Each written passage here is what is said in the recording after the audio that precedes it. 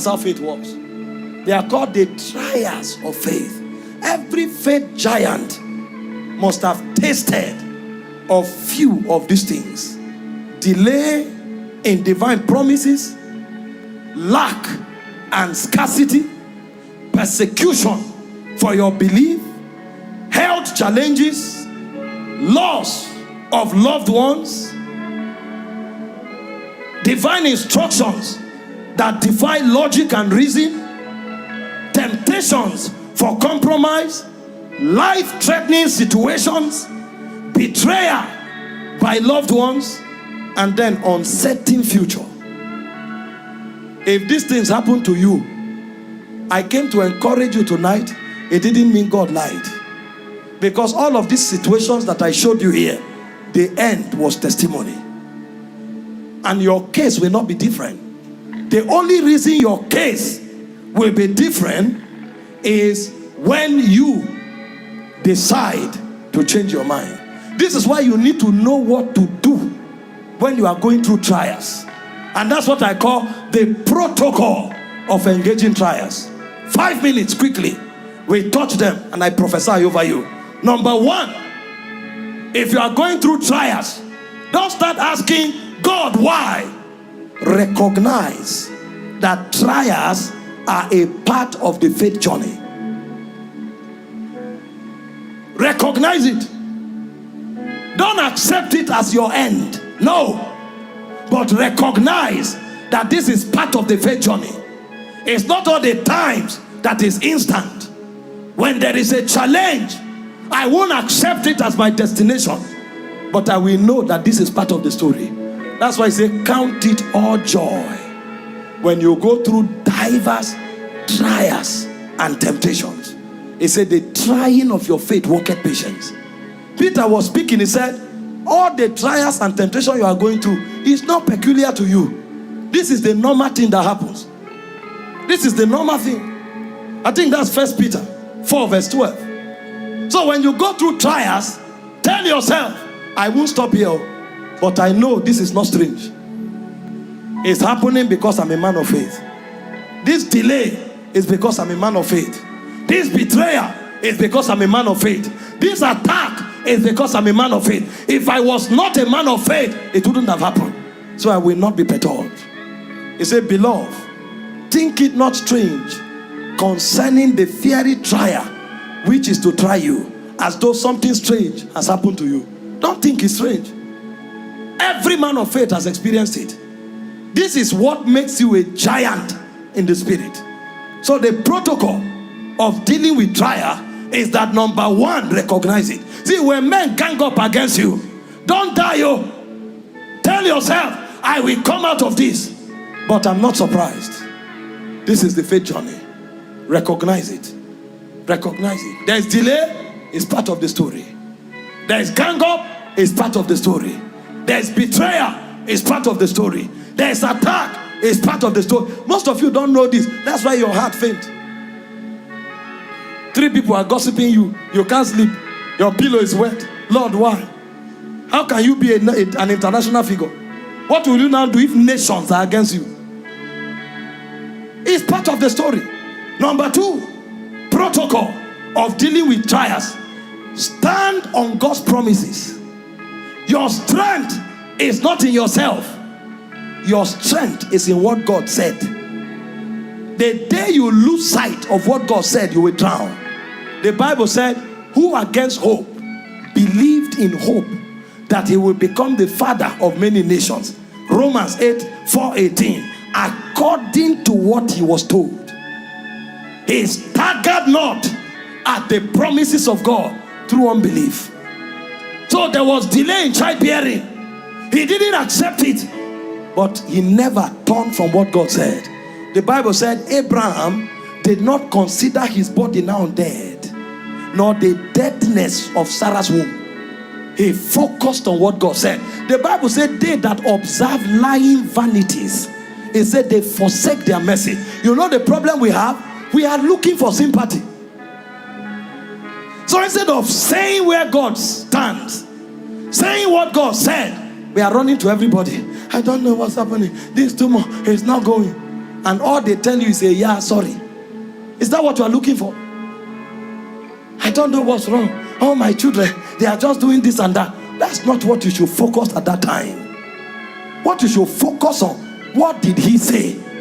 What did the word say? Stay there. Don't distract yourself with facts. Facts won't help you.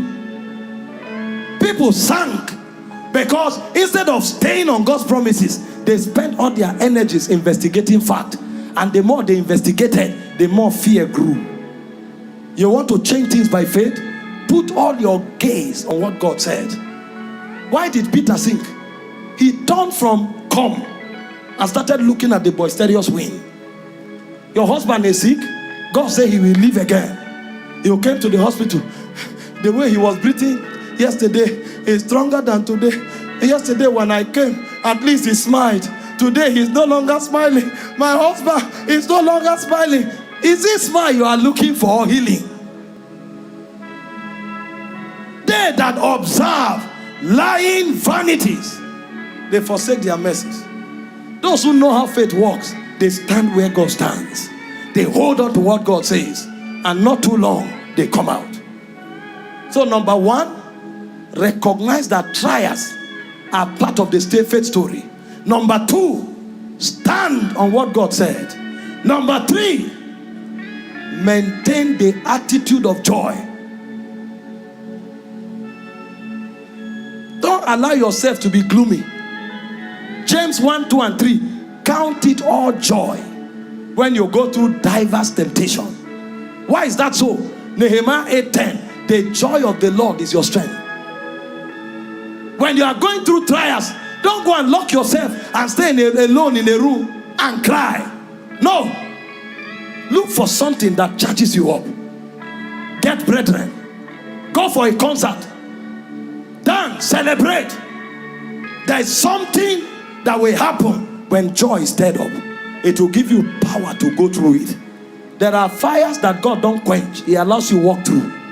There are waters He don't take you from. He allows you to walk through. That's why you need strength.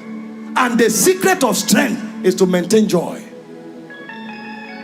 The reason many people sank was because they allowed gloom and gloominess drown them in their problem. Ask those who live with me. You never catch me lie down in one place and allow sorrow arrest me. When there is challenge, I'm active. I'm active. Sometimes I play high praise. High praise.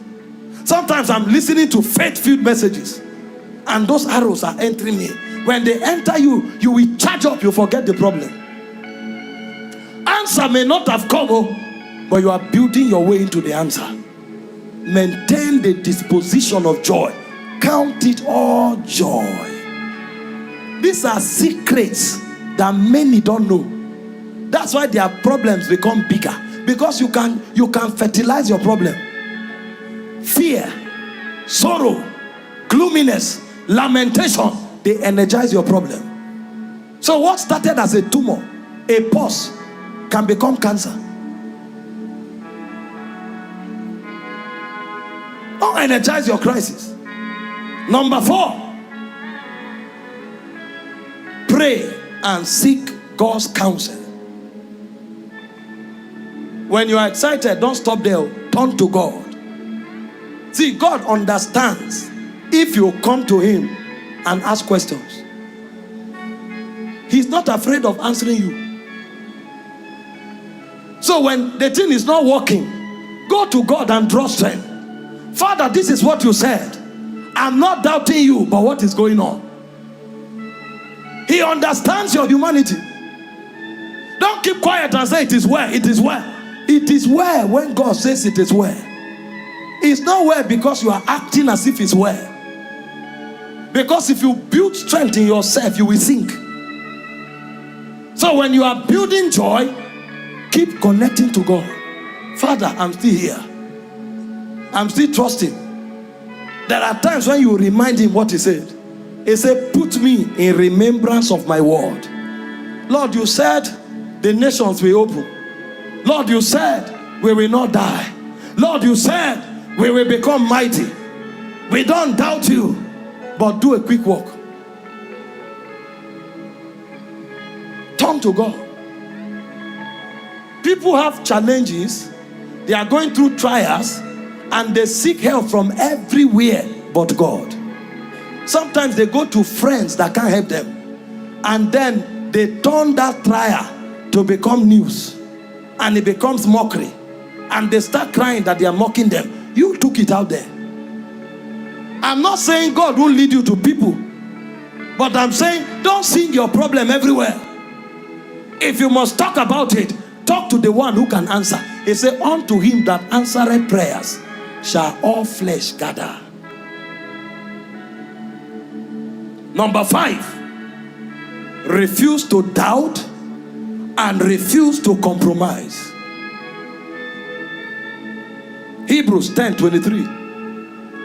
This is where you need to master how to talk to yourself.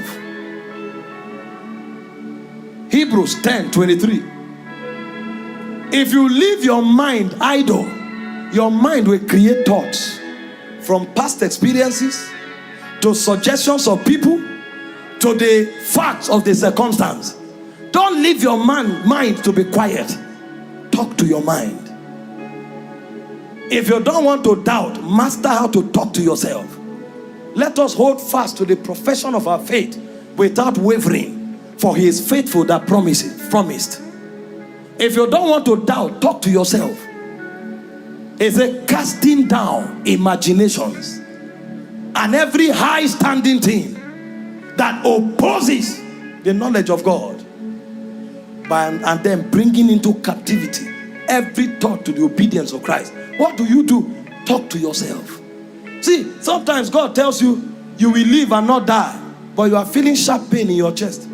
As you now lie down, your mind will start creating thoughts. Sometimes from movies, you see 3 doctors surround you and they are cutting your chest, and then you are adding weight to the vision, and then you are seeing that they tore and brought your heart out, and you saw your heart beating. After a while, they put it back. After a while, they started rushing and they nodded. Before you know what's happening, you are seeing a coffee. If you don't talk, you are finished. Jesus said, take no thought, saying. That means you can energize thought and you can kill thought through saying. So when your mind wants to fertilize evil, shut it down.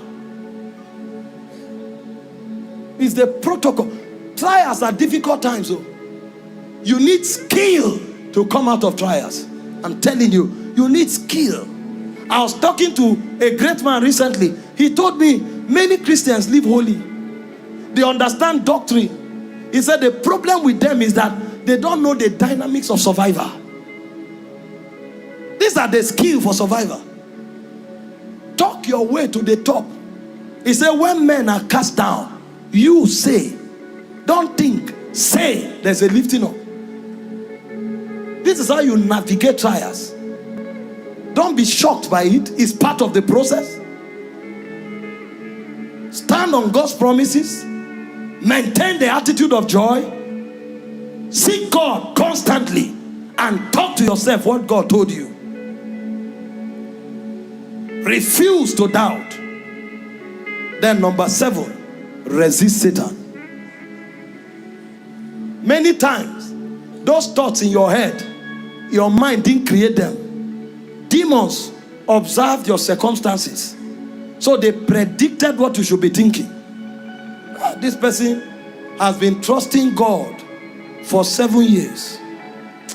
By now, he should be asking God why. By now, he should be crying in secret. By now, he should be desperate. So when they study your specimen in hell, they will now mobilize specialized demons.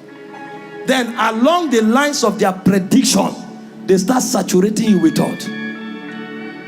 Did God really say you will have a child? That thing you heard, is it true? Look at this woman. She didn't have a child. She went for IVF and died in the process. Are you sure your case won't be like that? You think you are thinking. Some creatures are whispering around you. And those guys, you know, the Bible said the devil prowls like a roaring lion. They work hard though. The day God opens your eye to see a demon, you are sitting on the chair, son, jump on the chair. I'm still talking. Yes, that another one is on your back. Yes, do you know this thing will not happen? This thing will not happen. This thing will not happen. When you are trying to, yes, it will not happen. It will not happen. It will. The another one is before you doing like this. It won't happen. It won't happen. You don't know demons. They will choke you. When you go to sleep, they will be around your bed. It will not happen. It will not happen. They are rolling around your bed. You say you are having a nightmare. There's no nightmare. They are whisperers. They are whisperers. I told you last week about the whisper of the serpent, Nakash. They know how to shoot it into your soul. And then the thoughts enter your heart. If you are not a master, that vision, you will take it as your new reality. Why do you think some people are sick in the hospital? They start telling God, Lord, I'm tired. I want to go and rest. They were brought to think that way. Demons brought them there. What you need is to go now. What are you still doing here? Even if you recover, you have lost too much time. What will you still do? See your family. They are now seeing you as a body. These are the people you love. These are the people you spent your life on. This little thing that happened to you, now they are forsaking you. What you need now is just to go and rest. Rest where? I have not fulfilled purpose. You are saying go where? I'm going nowhere, Satan. I am here. I will not die. I will live to proclaim the goodness of the Lord in the land of the living. Go where? Does this man look like who wants to go somewhere? I prophesy over someone. You are coming out of that crisis today. Resist the devil. Jesus said he will flee from you. Most of you are not resisting demons. They are all over you. Have you not seen people who are driving? They are on a bridge. They head, stop, jump into the water. And they stop and jump. A woman carried her child and threw the child into the river. When they arrested her, she said she saw somebody who said, come, give me the child. She couldn't refuse. And she threw the child into the river. They thought she was wicked. No, she was nakashed. This is why, as a man of faith, anything that does not resemble what God told you, when you see it, when you hear it, you say, you devil, I know you. I know your tricks. In the name of Jesus, I command you, get out. Cast them out. Don't let Satan in your space. There is no good thought in him. Can I surprise you? You are not thinking evil. You are being given evil thoughts. You are not thinking fear. You are being given fearful thought. That's how Satan works. Sometimes when things go wrong around my life and I'm trying to come out, and then in the night you come down from up to your parlor, and then it looks as if somebody stood at the window and is doing like this. I say, Satan, I know you. You died by fire. You died by fire. You die by fire, and the fear will vanish. I'm telling you, can you pick it up for 1 minute? Somebody needs to challenge Satan. Come on, come on.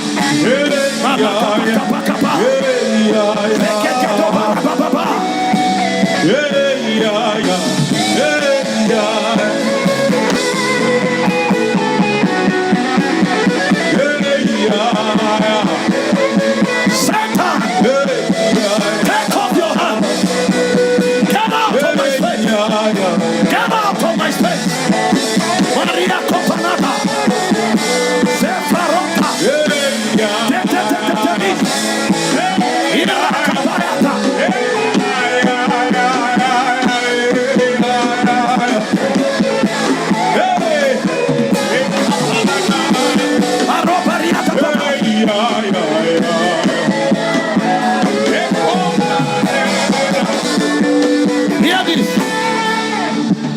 know, after fasting and praying, Satan can use that energy you built for your destruction. When you have fasted, when you have prayed, you have generated power. Even your thoughts carry power. So Satan can wait for you. Do a 21 days fast. Pray in tongues for 10 hours. He knows that God is able to do exceeding abundantly above all you ask or think. Your thoughts carry power. So he waits. After you have built energy, it now comes. Those of us who fly frequently, sometimes you are 41,000 feet above sea level, and then Satan comes to whisper, what if the compass stop working? What if this plane starts falling down? I said, Satan, it can't happen. I am here. You keep quiet and see how your life will go wrong. Because he's trying to gain access. You need to use your word. You may not have full authority over your thoughts, but you can say what you want. And when you talk, your words control your thoughts. That's why you can't be talking and thinking at the same time. So when you want to shut down thoughts, talk. Casting down imagination. Some of you are sick today because Satan told you that when you are 30, you will be bedridden. Some of you are poor today because Satan told you that a day will come when you will beg, and you kept quiet and it kept germinating like a seed. Today it has become not just a tree but a forest. Can you address Satan for 1 minute? Let me give you the opportunity. I don't know the area he's speaking into your thought. Come out of Akapata. Challenge it, address it. Address it. Address it.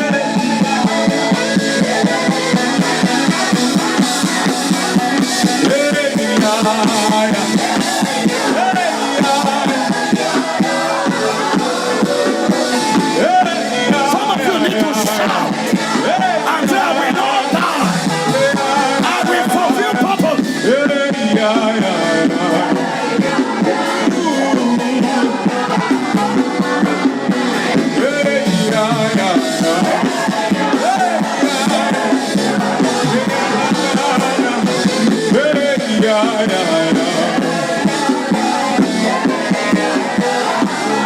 In the name of Jesus.